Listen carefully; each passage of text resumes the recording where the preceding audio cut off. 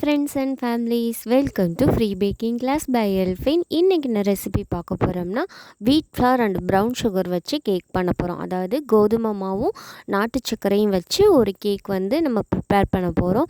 இந்த கேக் எப்படி இருக்கும்னு கேட்டிங்கன்னா சாஃப்டாக ஸ்பாஞ்சாக எல்லா கேக்கோட டெக்ஸ்சர் மாதிரி தான் இந்த கேக்கும் இருக்கும். பட் லிட்டில் பைட் லைட்டாக அந்த ப்ரௌன் சுகரோட டேஸ்ட் வந்து லைட்டாக தெரியும். அவ்வளோதானே தவிர்த்துட்டு மற்றபடி எந்த ஒரு ப்ராப்ளமும் வராது.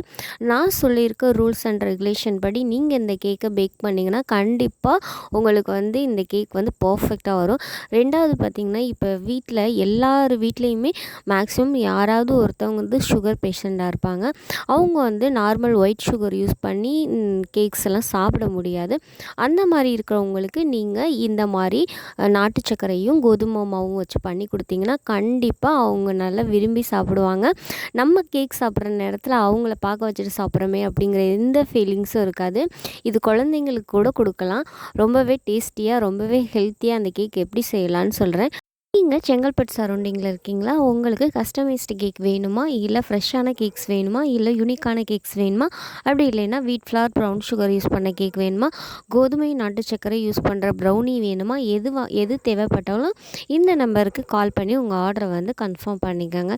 Thank you for all. எங்களுடைய சேனல் உங்களுக்கு பிடிச்சிருந்துச்சுன்னா லைக் பண்ணுங்கள், ஷேர் பண்ணுங்கள், கமெண்ட் பண்ணுங்கள், மறக்காமல் சப்ஸ்கிரைப் பண்ணுங்கள். நெக்ஸ்ட் வந்து ஓடிஜியை 10 மினிட்ஸ்க்கு டாப் அண்ட் பாட்டம் ராடை ஆன் பண்ணிவிட்டு 180 டிகிரியில் ப்ரீஹீட் ஆன் பண்ணிக்கோங்க. ப்ரௌன் சுகர் சேர்க்குறனால கொஞ்சம் சதன்னு இருக்கும், அதாவது கேக்கோட மேல் பகுதி. அதனால தான் அது கொஞ்சம் நல்லா ட்ரை ஆகியே கிடைக்கணும். அப்படிங்கிறதுக்காக இந்த கேக் வேக வைக்கிறதே டாப் அண்ட் பாட்டம் ராடை ஆன் பண்ணியே வேக வச்சு எடுங்க. அப்போ தான் உங்களுக்கு பர்ஃபெக்டாக வரும். நெக்ஸ்ட்டு பார்த்திங்கன்னா நான் இங்கே 1 கேஜி கேக் டின் எடுத்திருக்கேன். இதில் வந்து லைட்டாக நான் ஆயில் க்ரீஸ் பண்ணி ஸ்ப்ரெட் பண்ணி எடுத்துக்கிறேன். நெக்ஸ்ட்டு பார்த்திங்கன்னா இதில் ஒரு பட்டர் பேப்பரும் வச்சு அதையும் வந்து ஆயில் க்ரீஸ் பண்ணி எடுத்துக்கிறேன். நெக்ஸ்ட்டு பார்த்திங்கன்னா ஒரு ட்ரையான பிளேட் எடுத்துகிட்டு அதில் வந்து இந்த மாதிரி நைஸாக இருக்க ஓட்டையுள்ள சல்லடை எடுத்துக்கணும். அதாவது நம்ம முறுக்கு மாவு, இடியாப்பத்துக்கெலாம் மாவு பிசைவோம்ல, அந்த மாதிரி சல்லடையில் நான் 1.5 கப் அளவு கோதுமை மாவு எடுத்திருக்கேன். இது வந்து நான் வீட்டில் அரைச்சது தான். அதுதான் பர்ஃபெக்டான ரிசல்ட் எனக்கு தரும் அப்படின்னு எனக்கு தோணும். உங்களுக்கு எது அவைலபிளோ அதை நீங்கள் வாங்கிக்கலாம். இப்படி சலிக்கும்போது அதில் லைட்டாக இந்த தவிடுன்னு சொல்லுவாங்கள்ல, உம்மின்னு சொல்லுவாங்கள்ல, அந்த மாதிரி இருக்கும். அதெல்லாம் நம்மளுக்கு வந்து கேக்கோடு கலக்கும்போது கொஞ்சம் வந்து டெக்ஸ்சர் மாறும். அதனால தான் இந்த மாதிரி நல்லா சலித்து எடுத்துட்டிங்கன்னா அது அந்த கொரகொரப்பாக இருக்கிறதெல்லாம் அந்த சல்லடையில் வந்துடும். அதுக்கப்புறமா நம்ம சலித்த மாவுலேருந்து கரெக்டாக 3/4 கப்பு அளவு கோதுமை மாவு எடுத்துக்கோங்க. இது கூடவே நாட்டு சர்க்கரை நம்ம எடுக்கணும். அதுக்காக நான் 3/4 கப்பு, அதாவது 250 ml கப்பில் 3/4 கப்பு நாட்டு சர்க்கரை எடுத்து மிக்சியில் நல்லா பொடி பண்ணி எடுத்துக்கணும். ஏன் பொடி பண்ணி எடுக்கணும்னா நாட்டு சர்க்கரை வந்து கட்டி கட்டியாக நிறையா இருக்கும். அது வந்து நம்ம எக் ஒயிட்டோடு போட்டு பீட் பண்ணும்போது அந்த நாட்டு சர்க்கரை எல்லாமே ஈக்குவலாக கரைஞ்சி வராது. அப்படி ஈக்குவலாக கரையலைன்னா உங்களுக்கு கேக்கோட அடியில் போயிட்டு அந்த நாட்டு சர்க்கரையெல்லாம் அப்படியே ஒட்டிடும். ஒட்டினதுக்கப்புறம் அது பாகு மாதிரி இலகி அந்த இடத்துல ஹோல் மாதிரி பிசு பிசுன்னு வந்துடும். அதனால தான் இந்த மாதிரி மிக்சியில் கொரப்பாக அரைச்சி எடுத்துக்கிட்டிங்கன்னா கொஞ்சம் ஓரளவுக்கு பைன் பவுடராக கிடைக்கும். ஒரு ஈரம் இல்லாத பவுலில் நான் கரெக்டாக 4 முட்டை எடுத்திருக்கேன். அதாவது ரூம் டெம்பரேச்சரில் உள்ள முட்டை 4 முட்டை எடுத்திருக்கேன். இந்த 4 முட்டையும் வெள்ளை கரு தனியாக, மஞ்சள் கரு தனியாக செப்பரேட்டாக பிரித்து எடுத்துக்கோங்க. கவனமாக பிரித்து எடுங்க. மஞ்சள் கரு கலந்துராத அளவுக்கு நீங்கள் எடுத்திங்கன்னா தான் கரெக்டாக வரும். ஒரு சிலர் கேட்குறாங்க, முட்டை வந்து பொங்க மாட்டேங்குது, ரைஸ் ஆகி வர மாட்டேங்குது அப்படின்லாம் கேட்குறாங்க. முட்டை வந்து நல்லா இல்லாத முட்டையை வந்து யூஸ் பண்ணிங்கனாலும் அப்படி ரைஸ் ஆகாது. அப்படி இல்லாமல் ரொம்ப சின்ன சைஸ் முட்டை எடுத்திங்கனாலும் ரைஸ் ஆகி வராது. அதனால ஓரளவுக்கு நார்மல் மீடியம் சைஸ் முட்டையை எடுத்துக்கோங்க. கண்டிப்பாக முட்டை ரூம் டெம்பரேச்சரில் இருக்கிற மாதிரி பார்த்துக்கோங்க. அப்போ தான் உங்கள் எக்கோட ஃபோம் வந்து நல்லா பொங்கி வரும். கூடவே மஞ்சள் கருவில் 2 பிஞ்ச் அளவு உப்பு எடுத்துட்டு அது கூடவே 1 டீஸ்பூன் வெனிலா எசன்ஸ் எடுத்துக்கோங்க. இதெல்லாம் சேர்த்து நல்லா கலந்து உப்பு கரையிற வரைக்கும் கலந்து எடுத்து தனியாக வச்சுக்கோங்க. இப்போ தனியாக எடுத்து வச்சுருக்க முட்டையோட வெள்ளை கருவை பீட்டரை ஃபஸ்ட்டு ஸ்பீடில் ஆன் பண்ணி கரெக்டாக 2 நிமிஷம் பீட் பண்ணி எடுத்துக்கோங்க. அதாவது 120 செகண்டு. ஏன்னா நாட்டு சக்கரை வந்து ஈஸியாக வந்து இளகிடும் அந்த முட்டை கூட சேர்ந்து. நீங்கள் ஃபஸ்ட்டே வெறும் முட்டை கூட அந்த நாட்டு சர்க்கரையை ஆட் பண்ணிங்கன்னா உங்களுக்கு ஃபோமாக வராது. அது வந்து கொஞ்சம் லிக்விடாக, அதாவது தண்ணி மாதிரி டெக்ஸ்சரில் இருக்கும். அதனால இந்த டைம் வந்து நீங்கள் லோ ஸ்பீடில் கரெக்டாக 2 நிமிஷம் வந்து பீட் பண்ணி எடுத்துக்கோங்க. இந்த மாதிரி நல்லா பீட் பண்ணி எடுத்ததுக்கப்புறம் இது கூடவே நான் 3/4 கப் அளவு அரைச்சி எடுத்த நாட்டு சர்க்கரையை வந்து 3 பேட்சாக சேர்த்து நல்லா பீட் பண்ணி எடுத்துக்கிறேன். நீங்கள் அந்த நாட்டு சர்க்கரை வந்து ஃபுல்லாக கரையிற அளவுக்கு வந்து பீட் பண்ணி எடுக்கணும். அப்போ தான் வந்து உங்களுக்கு கரெக்டான ரிசல்ட்டு கிடைக்கும். நெக்ஸ்ட்டு பார்த்தீங்கன்னா ஃபோம் வந்து நிறையா வந்துடும். ஒரு சில நேரங்களில் வந்து நாட்டு சர்க்கரை கரையாமல் இருக்கும். அதையும் நீங்கள் செக் பண்ணிக்கோங்க அடிக்கடி. இப்போ வந்து ஹை ஸ்பீடில் போட்டு நல்லா சர்க்கரை கரையிற அளவுக்கு பீட் பண்ணி எடுத்துக்கோங்க. அப்பப்போ ஒரு ஸ்பேச்சுலா வச்சு ஈவன் பண்ணி விட்டுக்கோங்க. ஓரங்களில் வந்து நாட்டு சர்க்கரை தெரித்து அது வந்து கரையாமல் இருக்கும். அந்த ப்ராப்ளம் எதுவும் வராமல் இருக்கிறதுக்காக அப்பப்போ ஸ்பேச்சுலா வச்சு கிண்டி அதுக்கப்புறம் நல்லா பீட் பண்ணி இந்த மாதிரி ஒரு கன்சிஸ்டன்சியில் நீங்கள் பீட் பண்ணி எடுத்தால் உங்களுக்கு பர்ஃபெக்டாக வரும். நெக்ஸ்ட்டு இந்த மாதிரி பீட் பண்ணி எடுத்ததுக்கப்புறம் நம்ம உப்பு, வெனிலா எசன்ஸும் மஞ்சள் கரு கூட கலந்து வச்சுருக்கோம்ல, அந்த கலவையை வந்து இங்கே 3 பேட்சாக சேர்த்து நான் அதையும் ஃபஸ்ட்டு ஸ்பீடை ஆன் பண்ணி நல்லா கலந்து எடுத்துக்கிறேன். நீங்கள் ஓவர் பீட் பண்ணிட்டீங்கன்னா அது வந்து நல்லா அப்படியே தண்ணி மாதிரி ஆயிரும் அந்த எக்கோட ஃபோமு. அதனால ஒரு 10 செகண்ட் வந்து ஸ்லோ ஸ்பீடில் வந்து மிக்ஸ் பண்ணி எடுத்துக்கோங்க. ஹீட்டரை ஆன் பண்ணிவிட்டு ஒரு ஸ்பேச்சுலா வச்சு ஜென்டலாக மிக்ஸ் பண்ணி எடுத்துக்கோங்க. இப்போ ஒரு ட்ரையான பிளேட்டில் ஒரு சலாடை வச்சுட்டு அதில் வந்து கரெக்டாக 3/4 கப், அதாவது 90 கிராம் எடுத்திருக்கேன். இது கூடவே 1/4 கப் அளவு கோகோ பவுடர், நான் டார்க் கோகோ பவுடர் எடுத்திருக்கேன். அதாவது 30 கிராம். அப்போ டோட்டலாக பார்க்கும்போது 1 கப்பு வரணும், அதாவது 120 கிராம் வரணும். கூடவே 1 டேபிள் ஸ்பூன் அளவு கார்ன்ஃப்ளவர் மாவு, 1 டீஸ்பூன் அளவு பேக்கிங் பவுடர், 1/2 டீஸ்பூன் அளவு பேக்கிங் சோடா, இது எல்லாத்தையும் சேர்த்து நல்லா கலந்து 3 டைம் வந்து சலித்து எடுத்துக்கோங்க. அப்போ தான் உங்களுக்கு பெட்டர் ரிசல்ட்டு கிடைக்கும். சலிக்கிறதுக்கு அலுப்புப்பட்டுட்டு சலிக்காமல் விட்டுறாதீங்க. 3 டைம் சலித்து எடுத்ததுக்கப்புறம் நம்ம ரெடி பண்ணி வச்சுருக்க எக்கு கூட இந்த மாவை கொஞ்சம் கொஞ்சமாக சேர்த்து நீங்கள் நல்லா கலந்து எடுத்துக்கோங்க. நீங்கள் சலித்து எடுத்திங்கன்னா தான் அது கட்டி கட்டியாக போய் ஸ்டோர் ஆகாமல் ஈவனாக வந்து மிக்ஸ் ஆகி கிடைக்கும். நீங்கள் சலித்து சேர்க்குறது தான் பெட்ரு ரிசல்ட்டும். ஏன்னா அப்போ தான் ஃபோம் வந்து கிண்டும் போது அடங்காமல் ஓரளவுக்கு ஃபோமாகவே இருக்கும். இந்த மாதிரி கலந்து எடுத்துகிட்டு கடைசி பேட்ச் சேர்த்துட்டு 1 டீஸ்பூன் அளவு ஆயில், 1 டீஸ்பூன் அளவு மில்க்கு, இது 2ஐயும் சேர்த்துட்டு ஜென்டலாக கலந்து எடுத்திங்கன்னா இந்த மாதிரி ஒரு பதத்தில் வரும். இதை வந்து நம்ம ரெடி பண்ணி வச்சுருக்க கேக் மோல்டில் சேர்த்துட்டு நல்லா வந்து ஒரு குச்சியை வச்சு ஈவன் பண்ணிக்கோங்க. அப்போ தான் உங்களுக்கு ஹைட் வந்து ஈவனாக கிடைக்கும். அதுக்கப்புறமா ஏர் பபிள்ஸ் எதுவும் இருக்கா இல்லையாங்கிறது செக் பண்ணுறதுக்காக ஒரு 4-5 வாட்டை கீழே இந்த மாதிரி டேப் பண்ணி எடுத்துக்கோங்க.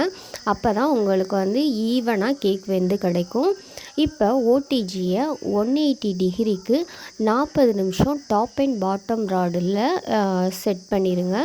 இப்போ 40 நிமிஷத்துக்கு அப்புறம் கேக் வெந்துருச்சா இல்லையான்னு ஒரு ஸ்டிக்கு விட்டு நீங்கள் உள்ளே இன்சர்ட் பண்ணி பார்த்தீங்கன்னா குச்சியில் எதுவும் ஒட்டாமல் வந்துச்சுன்னா உங்கள் கேக் வந்து பர்ஃபெக்டாக வெந்திருக்குன்னு அர்த்தம்.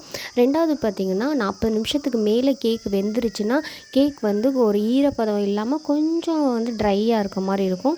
அதுவே நீங்கள் முன்னாடி எடுத்துட்டிங்கன்னா வேகாத மாதிரி இருக்கும். அதனால் 35லேருந்து 40 நிமிஷம் அந்த டைமில் வந்து நீங்கள் அவனை வந்து ஓப்பன் பண்ணிவிட்டு செக் பண்ணி பாருங்கள். அப்படியே 40 நிமிஷத்தில் உங்களுக்கு வேகாத மாதிரி தெரிஞ்சிச்சுன்னா இன்னும் ஒரு 5 நிமிஷம் நீங்கள் வந்து பேக் பண்ணி எடுத்துக்கலாம். ஏன்னா எல்லாரோட ஓடிஜியும் ஒரே மாதிரி ஹீட்டை வந்து ஈக்குவல் பண்ணாது. ஒவ்வொரு ஓடிஜியும் ஒவ்வொரு டிஃப்ரெண்ட் டைப்பில் இருக்கும். அதனால முன்ன பின்ன ஆக தான் செய்யும். அதுக்கு தக்கன நம்ம வந்து டைமரை வந்து அட்ஜஸ்ட் பண்ணி எடுத்துக்கலாம், ஒன்றும் பிரச்சனை இல்லை. இப்போ வந்து கேக் வேகிறதுக்கு 40 நிமிஷம் ஆணுச்சு. 40 நிமிஷத்தில் நான் வந்து ஒரு குச்சியை உள்ளே இன்சர்ட் பண்ணி பார்க்குறேன். குச்சி எதுவும் ஒட்டாமல் க்ளீனாக வந்திருக்கு. அப்போ கேக் வந்து பர்ஃபெக்டாக வந்திருக்கு. இதை வந்து டீமோல்ட் பண்ணுறதுக்காக சற்று நேரம் வந்து ஆற விட்டுடலாம். ஆறுனதுக்கப்புறம் இப்போ வந்து நம்ம டீமோல்ட் பண்ணி எடுத்துக்கலாம். கேக் வந்து பார்க்க வந்து நல்லா இருக்கும். கேக் வந்து நார்மல் கேக் மாதிரி தான் இருக்கும். ஆனால் இதோட டேஸ்ட் மட்டும் கொஞ்சம் டிஃப்ரெண்ட் இருக்கும். அந்த ப்ரௌன் சுகரோட டேஸ்ட் வந்து கொஞ்சம் அதிகமாக தான் இருக்கும். அதனால உங்களுக்கு ரொம்ப ஸ்வீட்னஸ் பிடிக்காது அப்படின்னு நீங்கள் நினச்சிங்கன்னா கண்டிப்பாக வந்து கொஞ்சம் வந்து சுகரை வந்து கம்மி பண்ணிக்கோங்க. ஏன்னா இது வந்து லைட்டாக உப்பும் இனிப்பும் கலந்தாப்பில் டேஸ்ட்டில் தான் இருக்கும் ப்ரௌன் சுகரு. அதனால கொஞ்சம் பார்த்து நீங்கள் யூஸ் பண்ணிக்கோங்க. ரொம்ப அதிகமாக யூஸ் பண்ணாதீங்க, அப்போ ரொம்ப தித்திப்பாயிரும். இப்போ நான் கட் பண்ணி காமிக்கிறேன், உங்களுக்கு பாருங்கள் எவ்வளோ சாஃப்டாக இருக்குது. இப்போ நான் அழுத்தி காமிக்கிறேன் பாருங்கள். ஆனால் இவ்வளோ அழுத்துறேன்ல, என் கையில் வந்து ஒன்றுமே ஒட்டாது, அந்த அளவுக்கு அது வந்து பர்ஃபெக்டாக குக் ஆகிருக்கு. இதுவே நீங்கள் குக் ஆகுறதுக்கு முன்னாடியே நீங்கள் எடுத்துருந்தீங்கன்னா கண்டிப்பாக கையில் வந்து பிசு பிசுன்னு ஒட்டும். அதே மாதிரி ப்ரௌன் சுகர் ஒழுங்காக கரையாமல் இருந்தாலும் கையில் வந்து பாகு, அதாவது வெள்ளைக்கட்டி பாகு மாதிரி கையில் ஒட்டும். அந்த ப்ராப்ளம் எதுவும் வராமல் இருக்கிறதுக்கு நீங்கள் நல்லா பீட் பண்ணிங்கன்னா மட்டும்தான் அந்த கேக் வந்து பர்ஃபெக்டாக வரும். இப்போ நான் ஃபோல்ட் பண்ணி காமிக்கிறேன் பாருங்கள். இது வந்து நார்மல் கேக்ஸில் நம்ம இப்படி ஃபோல்ட் பண்ண முடியும். ஆனால் இதுவே கோதுமை ப்ரௌன் சுகரில் ஃபோல்ட் பண்ண முடியுமானா கண்டிப்பாக முடியும். அந்த ட்ரிக்ஸ் எல்லாம் நீங்கள் யூஸ் பண்ணி கரெக்டாக ரூல்ஸை வந்து ஃபாலோ பண்ணிங்கன்னா கண்டிப்பாக டெக்ஸ்சர் வந்து சூப்பராக கிடைக்கும். பாருங்கள் எவ்வளோ சாஃப்டாக இருக்குது, என் கையில் ஒட்டவே இல்லை, அந்த அளவுக்கு பர்ஃபெக்டாக வந்திருக்கு. சப்ஸ்கிரைபர் வந்து கேட்குற கேள்விகளுக்கு பதில் சொல்கிற நேரம் வந்தாச்சு. அதாவது இந்த டவுட் வந்து எல்லாருக்கும் இருக்குமோன்னு எனக்கு தோணுது. 250 ml கப்பில் பாதி, அதாவது அரை கப் வந்து 125 கிராம், நீங்கள் 75 கிராம் சொல்கிறீங்க. I don't understand, please replace this அப்படின்னு. அது 250 ml கப்புங்கிறது மில்லி லிட்டர், அதான் எம்எல், சரியா? அப்போ நீங்கள் தண்ணியை வந்து அந்த கப்பில் ஃபுல்லாக எடுத்திங்கன்னா அது 250 ml இருக்கும். அதுவே கிராம்ஸில் கேட்டால் உங்களால் சொல்ல முடியுமா? அது வெயிட் மிஷின் இருந்தால் சொல்லலாம், அப்படி இல்லைன்னா வந்து நம்மளுக்கு கொஞ்சம் கஷ்டம்தான். ஆனால் அதுவே ஒரு கப்பு ஃபுல்லாக நீங்கள் மைதா எடுத்திங்கன்னா அதோடய கிராமை நீங்கள் அளந்து பார்க்கும்போது 120 கிராம் தான் இருக்கும். அதாவது 1 கப் மைதாவோட மெஷர்மெண்ட் கரெக்டாக பார்த்திங்கன்னா 120 கிராம்.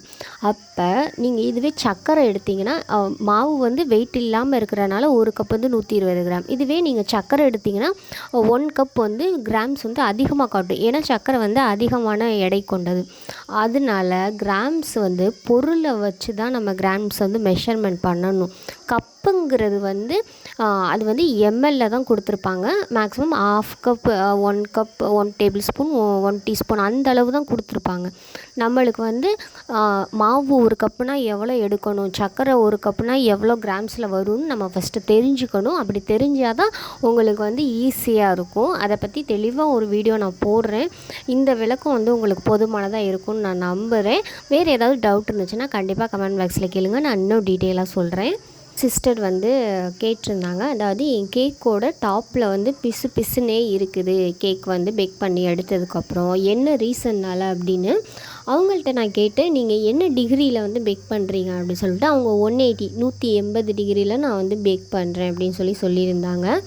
அது என்ன ரீசனாக இருக்கும்னா, ஒரு சில நேரங்களில் ஓவன் வந்து கரெக்டாக வந்து வெப்பத்தை வந்து ஸ்ப்ரெட் பண்ணாது. அப்படி பண்ணாத நேரத்தில் அவங்களுக்கு வந்து டாப்பில் வந்து அந்த சர்ஃபேஸ் வந்து கொஞ்சம் சதன்னு இருக்கிற மாதிரி இருக்கும். ஒன்று நீங்கள் 180 டிகிரியில் பேக் பண்ணுறீங்கல்ல, அப்போ 185 டிகிரியில் கரெக்டாக அதே 40 நிமிஷத்தில் பேக் பண்ணி பாருங்கள். அப்படி இல்லையா 180 டிகிரியிலேயே கரெக்டாக 40 நிமிஷம் பேக் பண்ணாமல் ஒரு 5 நிமிஷம் கூட பேக் பண்ணி பாருங்கள். அப்போ அந்த சர்ஃபேஸ் வந்து ட்ரையாக கிடைக்கும்.